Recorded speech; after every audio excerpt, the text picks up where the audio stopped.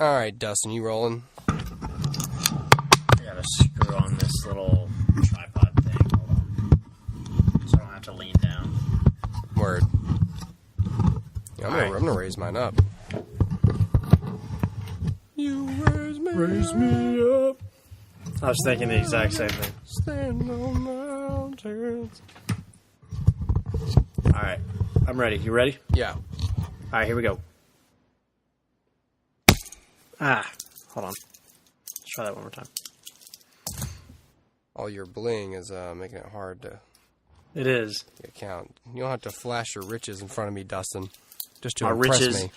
My riches that I've had since high school.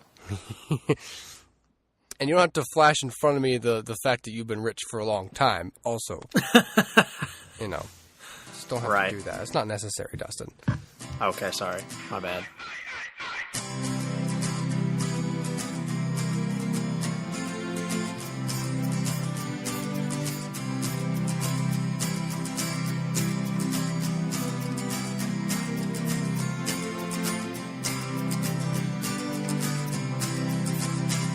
Episode 119. The HooperCast. The HooperCast. Don't be so shallow. How's it going, everybody? It's the HooperCast. I'm Hooper, that's Dustin. We got a great show for you today. Wow. We got traffic, weather, and weather. And, as it happens, some Batman, Superman talk. What? Yeah, so I'm really worried about my recording because my laptop is not playing back sound. I'm just relying on the science of waveforms that I can see with my eyes right now, in hopes that I'm going to get some good sound. It's just nerve-wracking to not be able to check it at all. Right. So, yeah. Couple of things before we get started. So this podcast is brought to you in part by Letterboxd. For those of you who don't know, Letterboxd is a social network for film lovers that lets you track, rate, and review the films you watch, compare and view lists from other users on Letterboxd. It's like Facebook for movies, or movie lovers, and it's strictly about films, and it's really cool. We have one that we try to put the reviews of the podcast on, and a lot of you have Letterboxd as well, and it's really cool if you can get a pro account, and they got additional features up in there like customized list of your past year's viewing, and they have an app also that just got, so you don't have to just go to like the mobile site anymore. You got the little app. It's pretty sweet. But if you wanted to have that pro account, a 12-month upgrade or extension free of charge, you could email us at HooperCast@gmail.com and just give us a code word. What's the code word for April going to be, Dustin? It should probably be something related to this film. Sure. Turd, maybe. That would be appropriate. Or shoot, Doomsday. Doomsday. That's cool. All right. April's code word is going to be Doomsday. So email HooperCast@gmail.com with the subject line Doomsday and include your Letterboxd name in the email so we know who to pick to win. Because if you don't do that, we'll end up with situations like this month where we do not have a winner.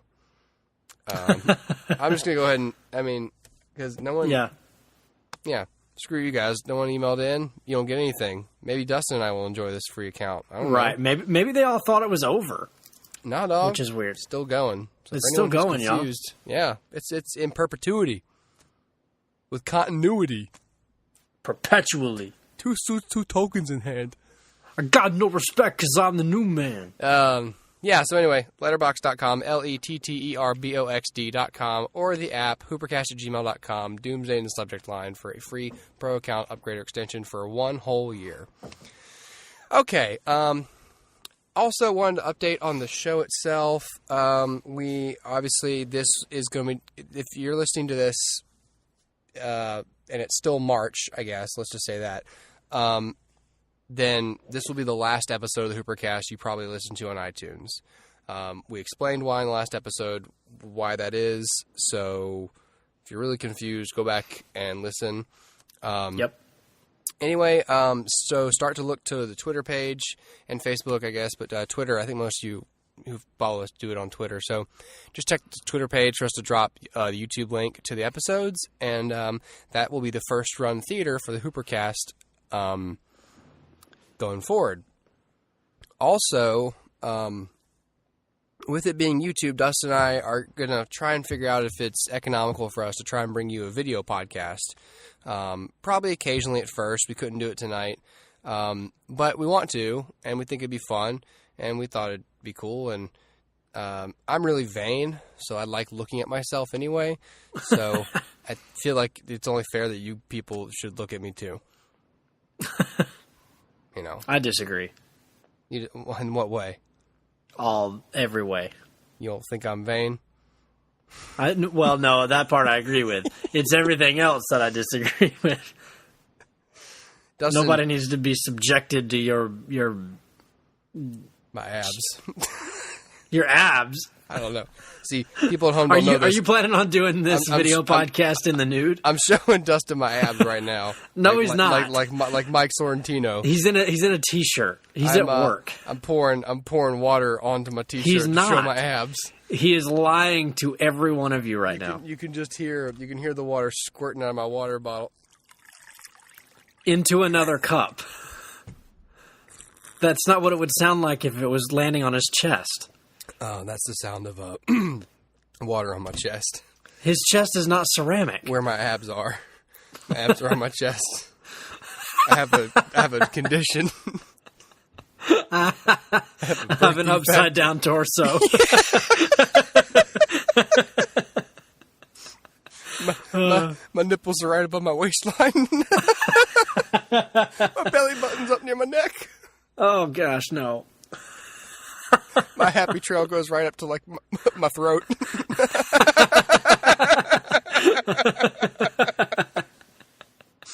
Oh. I can't. When I do crunchy, I don't know. I can't. No, don't. All right. Well, anyway. I don't even want to know how your intestines work. Somebody needs to draw that. No. Well, I poop out of my face.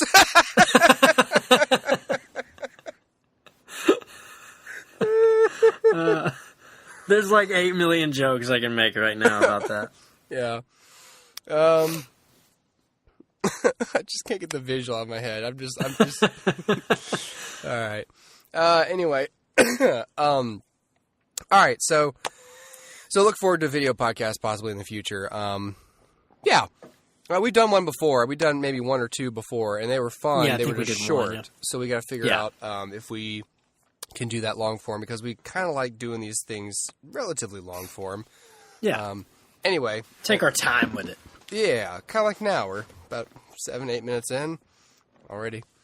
We still haven't talked about anything. There we go. All right. Well, we're going to talk now about Batman versus Superman, Dawn of Justice. Dustin, fancy pants rich guy for several years over here. What? Dustin, with your watch and stuff. With my watch that was not very expensive. Maybe in $2007, but today with inflation and all that, that's a lot of money. Okay. I'll give you that one. The economy's terrible. Yeah, Dustin, you saw an advanced screening of this. I did. So tonight's actually we're recording this on its release night. So yeah, fans it around is the world. Thursday evening. It's about it's people are in theaters right now watching the movie. Probably around the country for the first time. Yep. So yeah. So the quick story about how I got to see the early screening. Last April, Warner Brothers did an event where they screened the trailer for the film in IMAX. It was like this little teaser using all IMAX footage that was shot for the film, and so they played the trailer on an IMAX screen. There's one not too far, so my girlfriend and I made the trip and saw the trailer there. And really the real reason was because they were giving away posters, and I just wanted a poster. They're like the limited edition posters, and I wanted one. So it was a little added bonus that at the end they said, if you leave us your email address, we will contact you next year about an early screening. So a couple weeks ago I got an email and it said, you've got 2 passes for an early screening of Batman vs. Superman. So I went Monday the 21st to see the movie with what I hoped was a packed crowd, but it really wasn't. But that doesn't really surprise me, though, now that I stop and think about it, because A, it's a huge theater. B, they sort of asked you to plan this a year ahead of time, and it was on a Monday night. So who really can do that? So anyway, it wasn't a packed house, but it was still a pretty good crowd. There were there was a couple people that were dressed up, and some people, one guy literally beside us I thought was going to cry when the opening title started.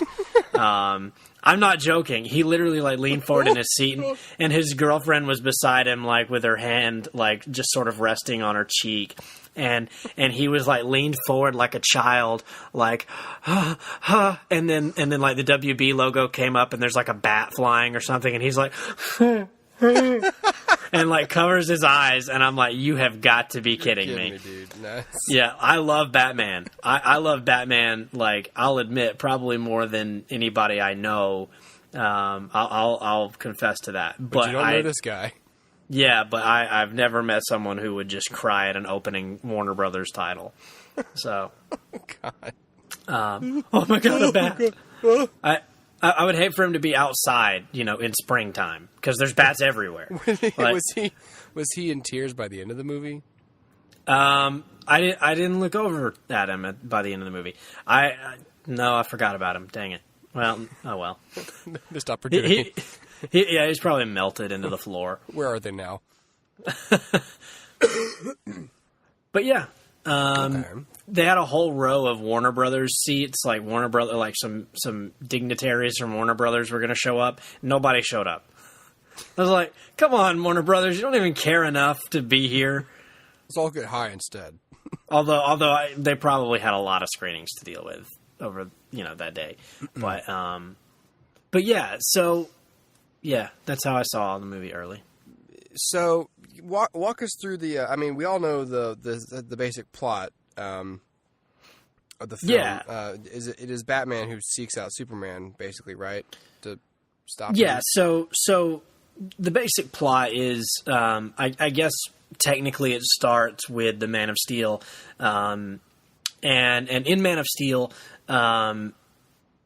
the fight that's happening directly affects Bruce Wayne in that one of his buildings ends up destroyed in the battle, the climactic battle for Man of Steel between Superman and Zod, and this of course makes Bruce very wary of trusting an alien with that much power. So he sort of begins this process of trying to figure out how to defeat, should he need to, this alien menace, who he's already deemed as a villain. It's a little more complicated for Superman, who in the wake of the attack on Metropolis is being met with a lot of two things. One, a lot of love. There's a lot of people who love him because they see him as defending the city, and a lot of probably more people who really, really can't stand the guy because he's an alien who destroyed the city. So Superman sort of feels the weight of, or rather Clark feels the weight of Superman. And the film, so aside from the little cold open, which starts with the murder of the Waynes, and then jumps ahead to the destruction for Man of Steel. Then there's an 18 months later title. So the majority of the film takes place 18 months after Man of Steel. In that time, Clark and Lois have become an item. They're living together in Metropolis. Perry, sees Clark as like a full-fledged member of the Daily Planet team. Just a few things here and there have changed. But by and large, sort of the status quo that was set by the end of Man of Steel is still the status quo here.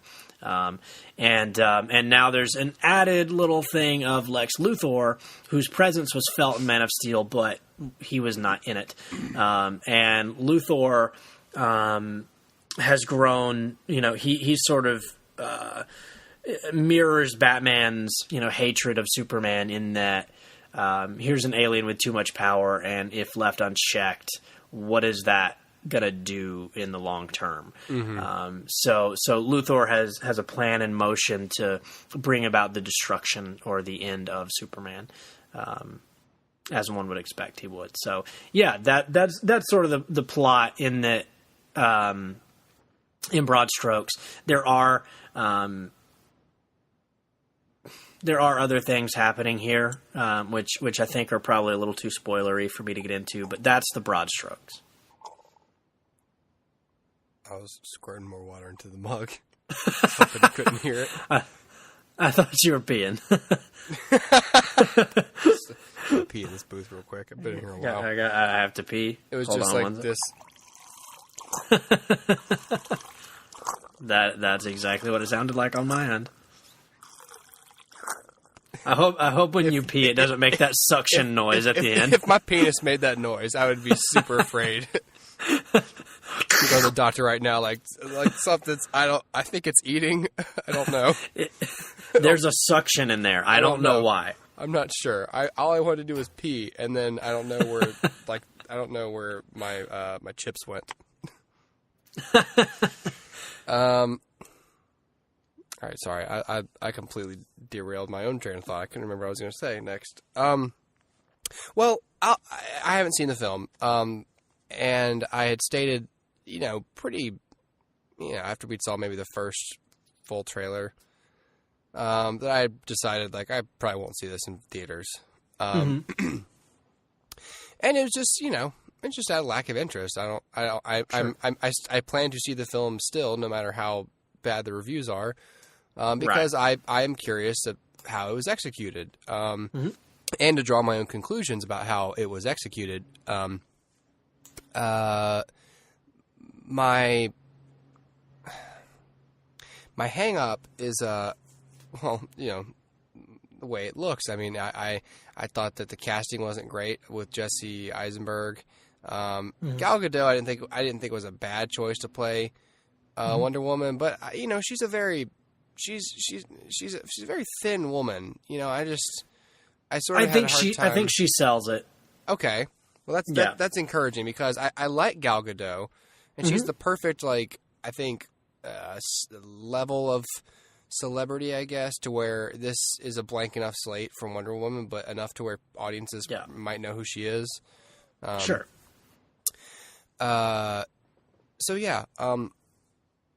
And I had no problem with the casting of Ben Affleck as Bruce Wayne. He was kind of a little bit of a big name, I think, for a movie like this. Sure. And I don't know. Anyway, I guess I don't know what the vibe. I just felt like they were probably not doing certain characters justice. I'm particularly interested in your thoughts on Jesse Eisenberg as Lex Luthor. This is the strange thing. When the movie was over, my girlfriend leaned over to me and said, they probably couldn't have picked a better Lex Luthor. Is what she said to me. I see where she's coming from. This is for the version of Lex that is written here. She's right. They couldn't have picked a better one. The question is this the adaptation of Lex Luthor that you want to see? For me, it wasn't really the one I want to see, but here's the weird thing. I don't think it's an invalid interpretation of Lex Luthor. It's a different one, for sure. but no different than Gene Hackman was. Gene Hackman was not what the comics were. Kevin Spacey is not what the comics were. The only one that seems close to the comics is maybe Michael Rosenbaum from Smallville. Mm-hmm. Everyone else is different anyway. The Lex Luthor from, Superman the movie is more interested in acquiring real estate than destroying Superman. Same with, Superman Returns, although maybe there's a little added bit of Superman hatred in there. But that Lex swindled his money from dying old ladies that he, wooed before their death. So there's never been a consistent version of Lex Luthor. And if we're being honest, I think this is probably a better interpretation of Luthor than Kevin Spacey's was. That's not to say that Eisenberg is a better actor than Kevin Spacey by any means, but it is to say that this version is a little closer to what I'd want from the psychology of Lex Luthor than Kevin Spacey was. Even if Kevin Spacey looked the part more. So for me, this sort of sums up a lot about the movie. Is it's a little bit of good and a lot of bad, or at least probably best case scenario, half and half. So in the case of Jesse Eisenberg as Lex, I don't have a problem with it as much as I thought I would, and really by after a few scenes of him, even though he's over the top and very eccentric, I kind of don't have as much of a problem with him as I thought I would. And maybe that's because there were other problems in the film that I felt were higher priority. But regardless, I didn't have as much of a problem with it as I thought I would. Huh. Wow. How was Ben Affleck? Ben Affleck makes a really great Batman. The jury is still out on his Bruce. And I think the reason for that is we don't get to see much of the billionaire playboy Bruce Wayne in the film. We don't get to see much of Bruce Wayne as a socialite or as a, whatever. And even when we see him in the Batcave, he's still kind of Batman. He never opens up like Christian Bale does to that Alfred, where almost in Nolan's trilogy, there's like three characters. There's, sort of who Bruce is with Alfred, then there's who Bruce is as Batman, and then there's who Bruce is in front of the general public. Right. I don't know, if I prefer that version over this or not, but regardless, I think that the jury's still out on his Bruce. I haven't seen him pull off that. There's that classic scene in The Dark Knight when they're throwing the party for Harvey Dent, and Bruce comes in with two girls on each arm, and he's like, already got champagne in his hand, and he's like, sort of like, here I am, we can start the party, and that we don't get to see in this film. So the jury's still out on his Bruce Wayne, but he looks great in the suit. And the voice, that voice in the trailer, do you bleed? Yeah, you will. The modulated. That's built into his suit. Mm-hmm. So that's not, I figured that would be something built into the armor that he was wearing at that time in the trailer, but that's actually built into his everyday bat suit as well. Yeah. So you don't have the idea of like, well, what's his voice sound like? Well, it's modulated and it's pretty much anybody would sound the exact same way. Mm-hmm. Tell me, do you bleed? It's time you learned what it means to be a man. I thought yours was you. Yeah, I never had a problem with the idea of modulating Batman's voice. No, me neither. It makes sense. It makes perfect sense. Although, of course, I prefer, Kevin Conroy just because he had two different voices. Yeah, he did. For Batman and Bruce, and they seem very, but one of, that you'd have Bruce Wayne who talked like this, and he was very, very proper, and can I get your coat for you? And then there was like the "Get out of my way, Quinn!" Like the deeper, more guttural. Yeah, like, very very straight, short, quick. stern. Yeah. What if Luthor does become president, like he did in their world? What would stop you from doing what that Superman did? There's always that kryptonite you carry around. You don't get to joke. Not today. I just took a bullet for you. Yeah, no, I'm with you on that. And I like how natural his Batman sounds. In that, obviously Christian Bale's putting on a voice. Where is he? I don't know where he is. He found us. He must have friends. And I like that Conroy doesn't have to do that. It's just, more. I would say like it's just sort of his speaking voice if he were a little more abrupt. Yeah, that's about it. Yeah. I if he like was that. mean all the time. Right. If Kevin Conroy was a jerk to everybody, that's his Batman. Yeah. But yeah. And then again, while we're talking about the cast, we'll talk about, Jeremy Irons as Alfred, is one of the few things. Mm-hmm. I heard that he was like the best thing about the movie. He's one of the best things. He's probably the closest thing to his comic book counterpart, which I'll get into that in a little bit. Interesting. What about Michael Caine? Yeah, I love Michael Caine. Michael Caine to me is still the benchmark, but but Jeremy Irons is this sort of military kind of Alfred who has knowledge in what we see is at least some sort of strategy, combat, and technology. Yeah. So I like a well-rounded Alfred. I do prefer maybe an Alfred who's maybe a little better with like medicine than say technology. Yeah. That way Bruce has, a guy to mend his broken bones on hand. But yeah, I mean, I do like an Alfred who gets his hands dirty a little more. No, I absolutely agree. An Alfred like as perfect as I think the animated series is, the Alfred doesn't really do much. He's really just sort of there to lighten the mood. Yeah. And really, this movie doesn't have very many jokes, but Alfred gets a couple. So that's a good thing. And when I saw that, early in the film, there's like a part where he says something like Bruce is going to a party at Lex Luthor's mansion. And he's like, he said something about, Master Bruce, you probably should find a girl while you're there. And then I can't remember what brought it up. I can't remember. And anyway. have sex with her. Yeah, well, basically he was just saying he basically was like, find a girl who will make you respectable while you're there. And then he's like, I don't have time for that, Alfred. And then he goes, I don't have, he like repeats it like, I don't have time for that, Alfred, or whatever. And it's just one of those moments where it's such an easy joke, but it's very Alfred. And to sort of make fun of Bruce's antisocial, so yeah. He's mocking his inability to relate to other people.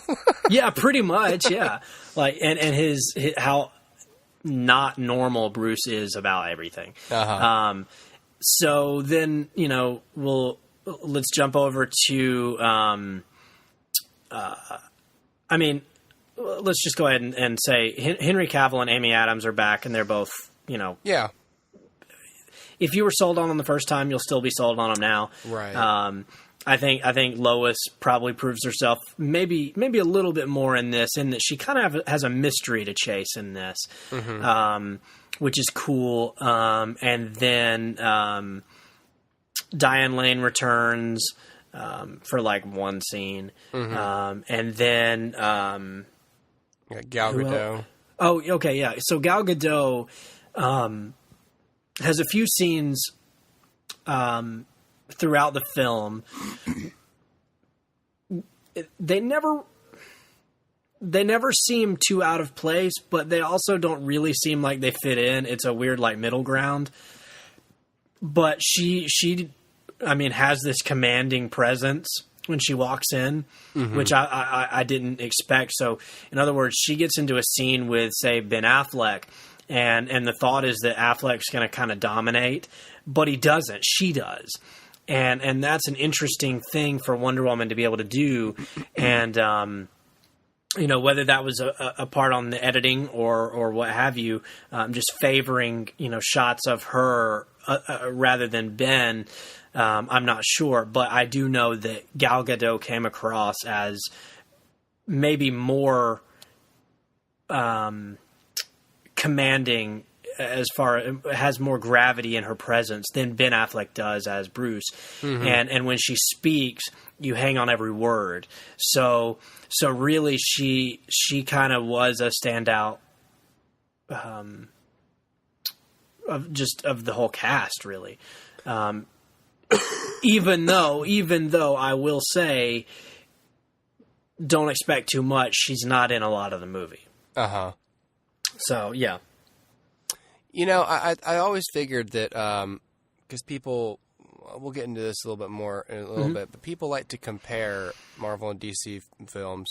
But I always thought one of the ways that DC at least had I figured the best chance DC had to sort of be better than Marvel if we're splitting into categories is with their female characters, because Marvel's sort of, I wouldn't say notorious, but they come under fire often for just underwriting their female characters at this point.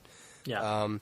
And so I figured with Wonder Woman, there was a really good opportunity for DC to basically show, well, we know how to write women, Right. And it's true. Yeah. They released today a photo of the Wonder Woman film. I saw that. Yeah, it looks pretty cool. Yeah. So it has Gal Gadot and Robin Wright. Yeah, Robin Wright, and then her mother, played by somebody. I lost and the list, yeah. Yeah, and then another actress who plays like her aunt. And so essentially this is Wonder Woman and her mother and her aunts that sort of all like in tandem raise her to be, the warrior that she is. Yeah.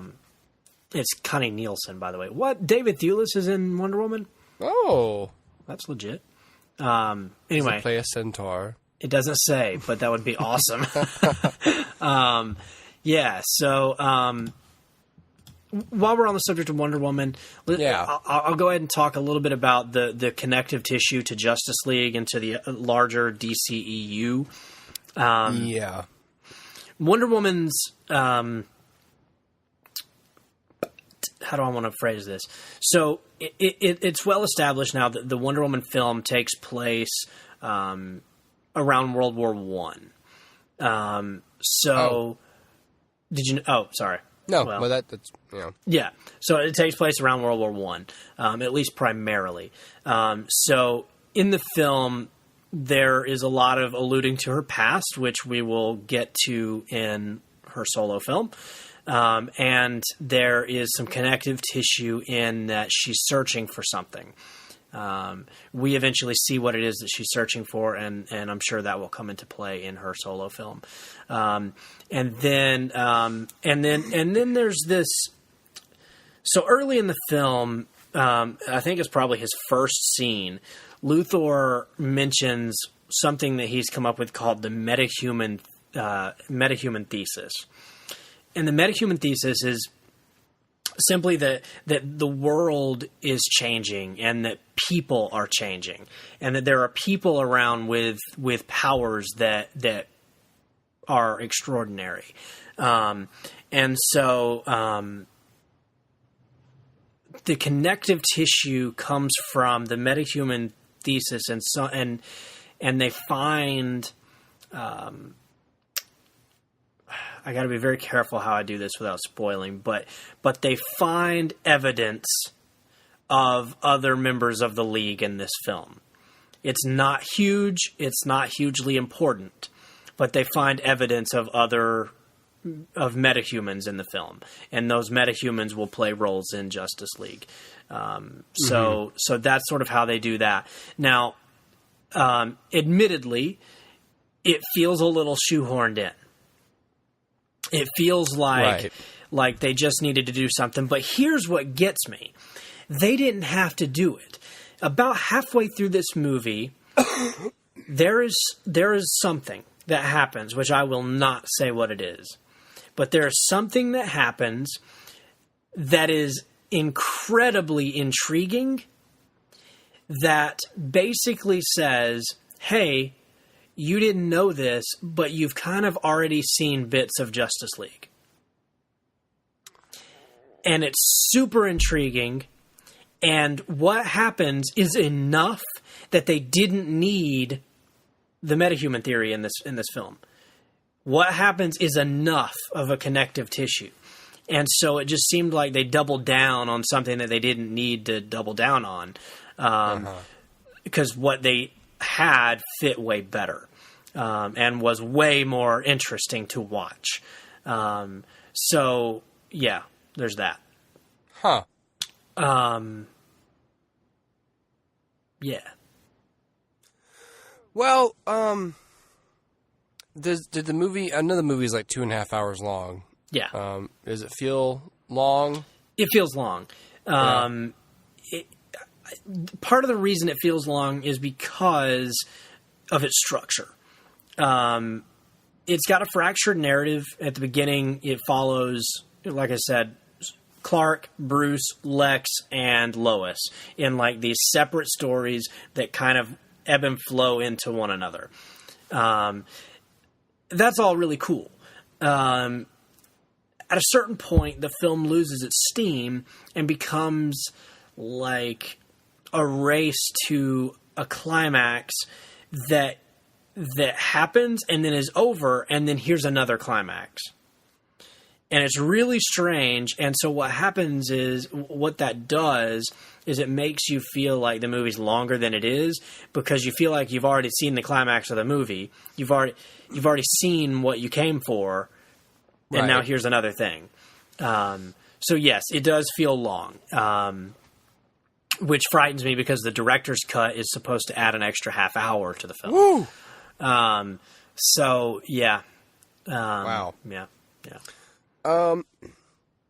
So if for I guess for Letterboxd purposes, what would you give this film, like out of a star rating? Because it seems to me that you liked this movie better than I thought you would, and more than you thought you would. Yes and no. I am disappointed by the film. Okay. I like it less than I thought I would. But there's plenty to like, and I could talk about for days the things that I do like. Right. But I could talk about for weeks the things that I don't like. Right. And that's the problem. And we haven't even gotten to that yet, Hoop.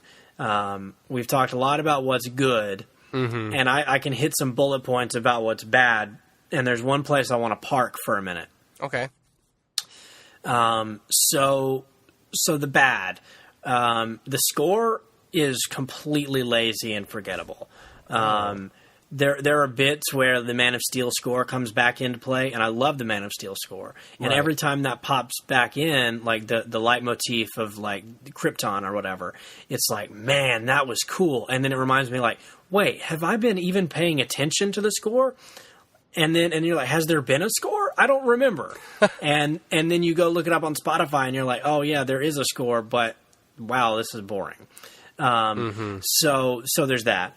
The direction. I mean, look, Zack Snyder has style, but he's not the best director in the world.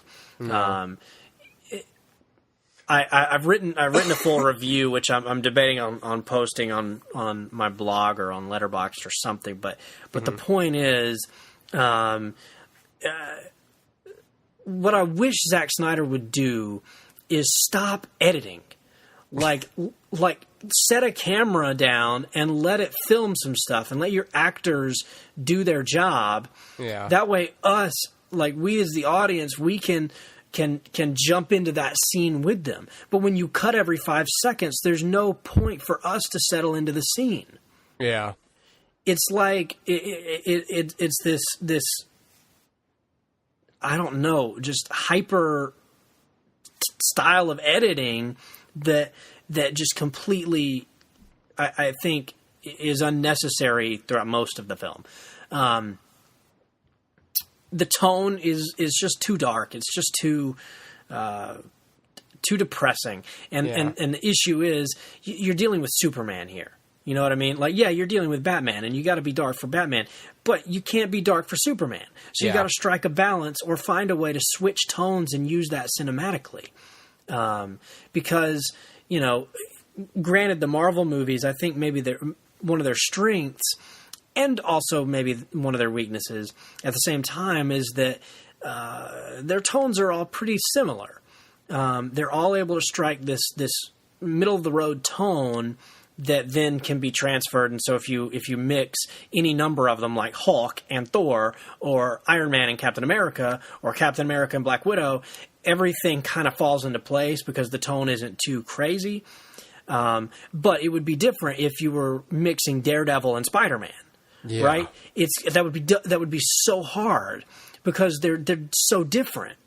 Or Punisher and Spider-Man.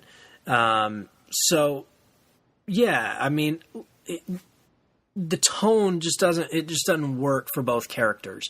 But all of that is like an aside. Like if the tone was off and the direction wasn't great and the score wasn't too good, I could forgive it as long as when I leave, I feel the promise that they made me was fulfilled.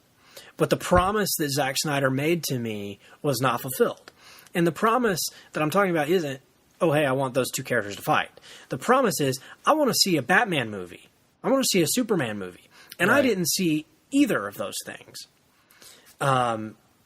These characters are so different from the source material. These characters are so tonally and just in every way out of character that I don't feel like I watched a movie with Superman in it or with Batman in it. That's not good. It's not. And look, I could sit here and list reasons why it doesn't work. I'm not going to do that, but I will say this. And these two words should give people an idea how different this is. In this version, Batman kills. So this is the Punisher in a bat suit, maybe. Yeah. That's not Batman to me. No. This Batman kills. I read something online that the kill count in this movie is 48. I don't know if that's true. But that I'm not the only one who noticed, like, okay, that would kill somebody. Because the movie even literally shows him killing people. So that always that's the not taking life is central to Batman's character, and also that can only assist his motivation in the film, because if his whole thing is being pissed off at Superman for the collateral damage, while being able to point himself, Superman be like, oh yeah, you're a saint, like I don't kill people, I don't kill bad people, I don't kill good people, I don't kill anybody. Exactly. Instead, he's like, you're right, I'm just as bad, and just like pulls out a guy's heart. Exactly. but even that, I mean, look, if we just talk about the fight between these two characters, which I hate the idea of them fighting, but I understand it in context of the story. Yeah, I get it. You're mad at him, you don't trust him, you don't know him, I get it. But the issue is the movie does not shy away from the fact that Batman is ready to murder Superman. Not like, put him in jail, or whatever you do to a Superman, but literally murder him.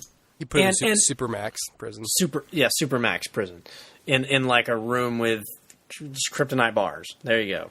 You're just dying forever. It would.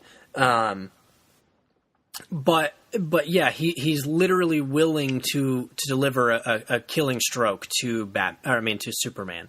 So that completely, I can buy a story where Batman is mad enough at Superman to fight him, but I can't buy a story where Batman's mad enough at Superman to murder him, in cold blood. Yeah. So that's strange to me. And then Superman is just as bad, right? Superman's a character all about like light and bringing hope to people and fighting for justice and all of this stuff. But this Superman, all right, let me put it to you this way.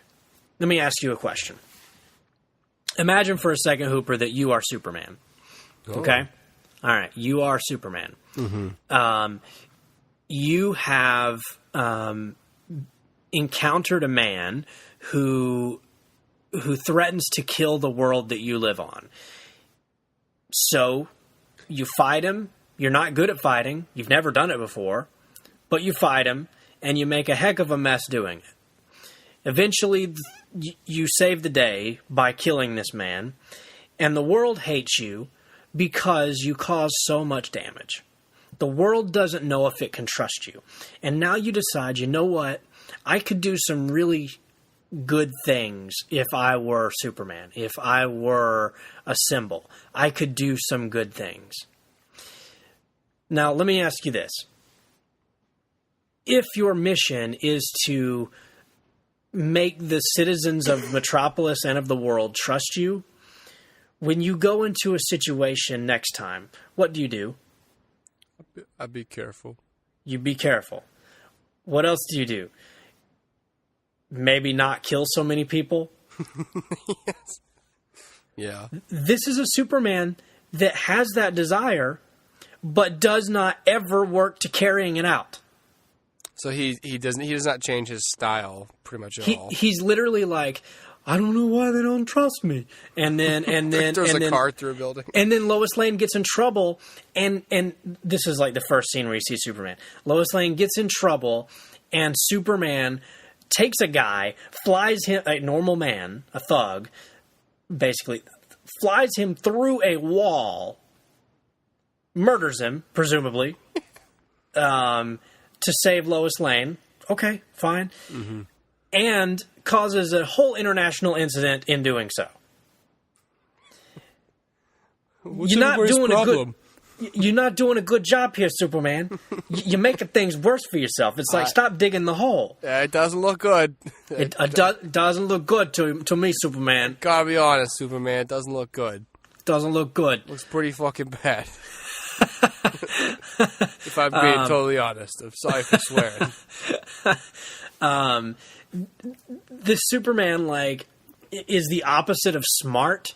There's a scene in here where, I hate, I'm not going to give it away, but let's just say Superman does a thing that he really shouldn't have done because you should have seen through the whole thing. Okay.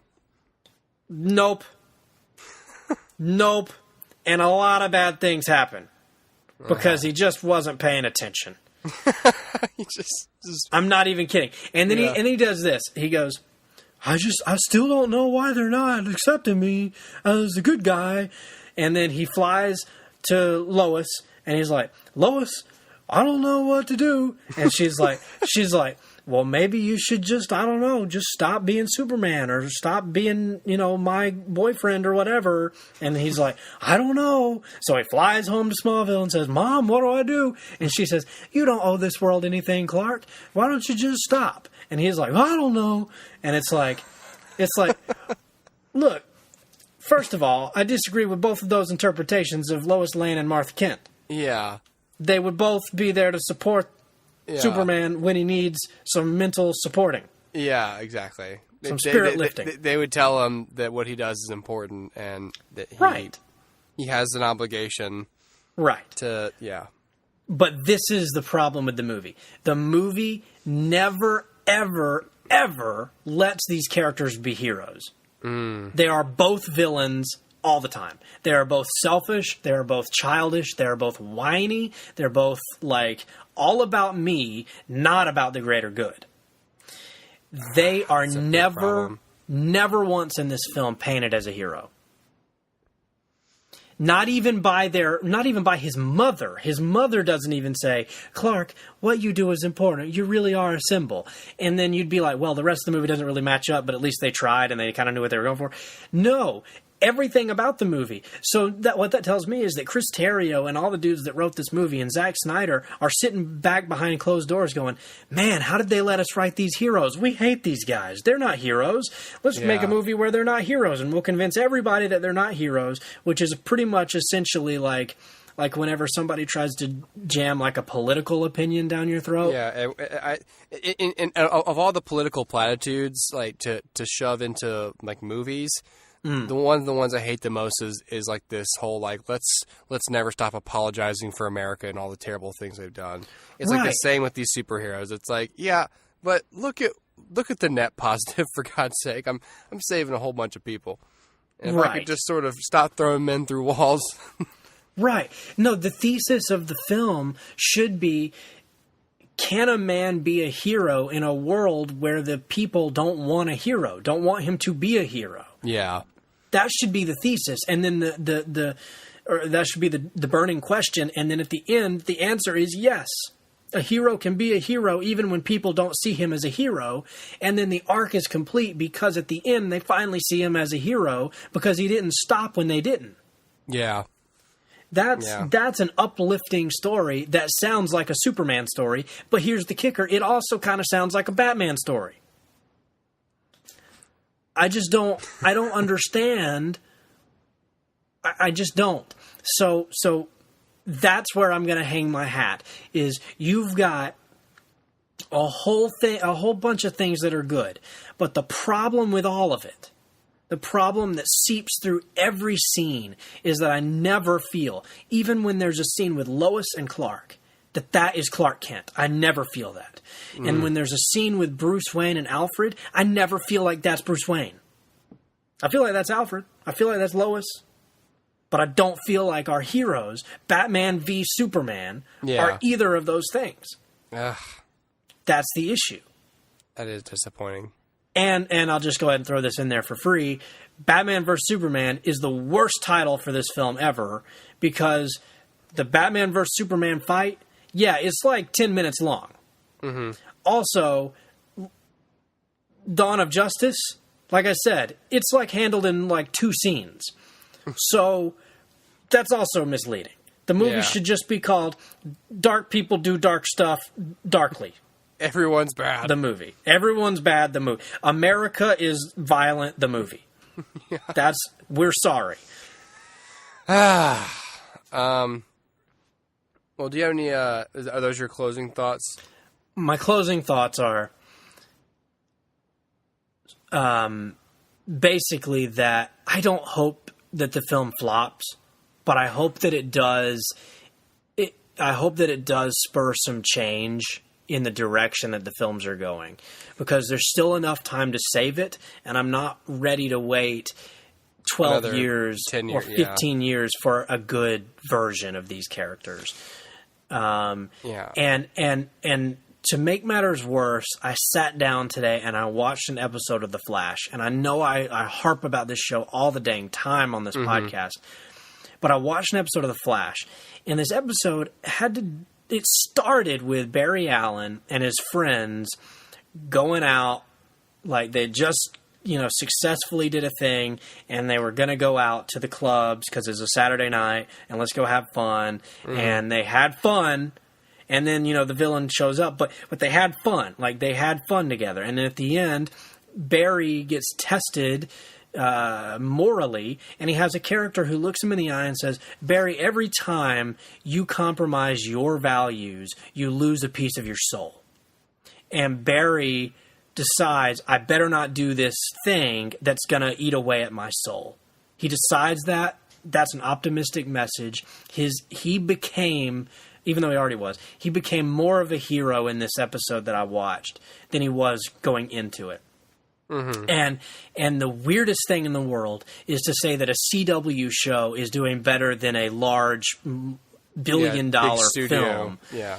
But it is. It's allowing Barry Allen, it's allowing the Flash to be a hero, to stand up for what he believes in, uncompromised, and be a strong example for children, be a strong example for teens, be a strong example for young adults who say, I can be who I am and not compromise my internal moral compass. Mm-hmm. That's what heroes are there for. Heroes are to show you metaphorically how to deal with the problems in your life. And that's what they always have been. That's what they always should be. And at the very least, they should be entertaining. Batman vs. Superman fails on both fronts. And so coming from a guy who would sit down tomorrow and watch Batman Forever if you asked him to, or a guy who would sit down and watch 8 episodes in a row of Batman Brave and the Bold, as campy as it is, if you asked him to be able to say, this is one of the worst adaptations of Batman. Oh. It's heartbreaking because it looks like the version I want. Right. It looks better, but it's not. And that's the heartbreak of it is that Val Kilmer's Batman is closer to Batman than Ben Affleck's Batman. But again, I will say, just to close it out, it's not the actor's fault. They did their best. Mm-hmm. They didn't have much to work with. It all boils down to writing. It all boils down to characterization. And if that's not on the written page, the actor can't do a thing. Well, all right then. But I do recommend that you see it in theaters at a matinee, just because it is a big DC film and it is a big movie that's big. and I'll say this: go see it in theaters, because if it gets spoiled for you, I do think you'll enjoy it less. Okay. So, well, that's going to do it tonight. I think we'll cap it off there. Yeah. Thanks everybody for listening and for maybe in the future watching. Look for us on YouTube probably for the next episode. I'm probably gonna not even put 120 on Podbean, even if it's before the cutoff, because it won't be there for but a couple days. So yeah. All right. Well, maybe we'll do a video one for you next. Who knows? Sounds good. Dustin and I both have a lot of movies cataloged, and I got some TV shows I'm caught up on. Maybe we'll talk about that next time. Sounds good to me. Have you started watching Better Call Saul season 2? I've only watched the first 2 episodes. That's one of the ones I need to catch up on. Gotcha. I'm gonna watch episode 3 tomorrow before the app kicks the episode off. Awesome. Yeah. Sounds good. Yeah, but I finished Agent Carter. I finished Muppets, and then I finished something else, a third movie, or show that was Sunny, Always Sunny in Philadelphia. Oh, nice. So yeah, right now I'm watching. I'm trying to catch up on The Americans because the 4th season just started, so I'm trying to catch up on that show. Trying to catch up on Archer because that's about to come back. Trying to catch up on Better Call Saul, and I'm watching the first 2 seasons of Fargo also, and I still haven't even gotten started on the Punisher, Daredevil yet. So I got a lot of stuff coming my way. This weekend I'm going to watch The Hunger Games, Mockingjay Part 2, and nice. In a couple of days I'll be watching Creed also. Oh yeah. So love me some Creed. Yeah. All right. Well, have a good weekend, everybody. Go see some movies, and see you later. Bye.